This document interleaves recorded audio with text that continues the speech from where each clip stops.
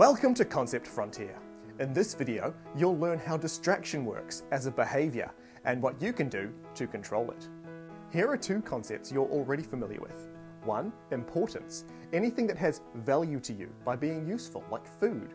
And two, interest, that's anything you want to put your attention on. These two basic concepts have some unexpected interactions when we have tasks to prioritize. So let's look at what happens. Let's start by looking at how we approach importance. What can be important? An idea, event, or attribute, but also a person, an animal, or an object.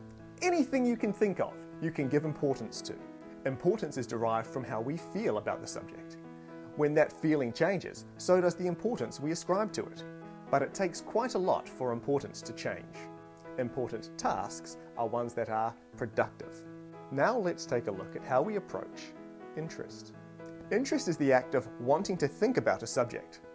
When we indulge our interest, we gain emotional satisfaction. Interest is fluid and changes continuously, whether we indulge it or suppress it. Interesting tasks are ones that are enjoyable. With these concepts now defined, let's take a look at how interest and importance interact. From these two concepts, we can derive four basic scenarios by which we can categorize any given task. Here they are. Quadrant 1, interesting and important. This includes any enjoyable activity that's also productive. This is the best category for a task. Quadrant 2, interesting but unimportant. This includes activities we enjoy, but that don't achieve very much. Quadrant 3, uninteresting but important.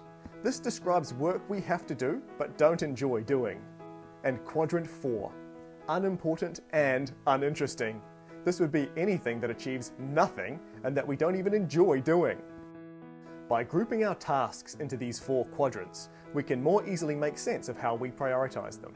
When there's no task in the best quadrant that's both important and interesting, have you ever faced the terrible dilemma of having to choose between doing the useless interesting task or the boring important task? In that situation, most of us choose the more interesting thing, even though we know it's less important. That's our old friend, procrastination. Why do we do this? Obviously the important thing is the most important thing, so we should do that first. Why don't we? We place great importance on activities with tangible rewards, things like gaining resources, money, food, subscribers. The reason for this is because resources are finite. The more of them we have, the better off we know ourselves to be. But things of great interest have intangible rewards of their own. Feelings. This is far more compelling in the short term than finite resources like money, food, or other things that we're not going to consume right away. Oddly, feelings can be generated indefinitely. So because they're infinitely renewable, our logical thinking says this must be less important than these tangible rewards from the important task. As such, we logically value interest less than importance. The trouble is that our valuation isn't the only thing that's guiding our decisions. The desire to feel good plays a disproportionately large role. So the path to feeling good in the short term beats the path of drudgery to gain something more valuable later. But if that's the case, why do we ever do important tasks at all? What changes at the last minute as time runs out that makes us actually get down to business and do the important thing we don't want to do? The answer is more feelings.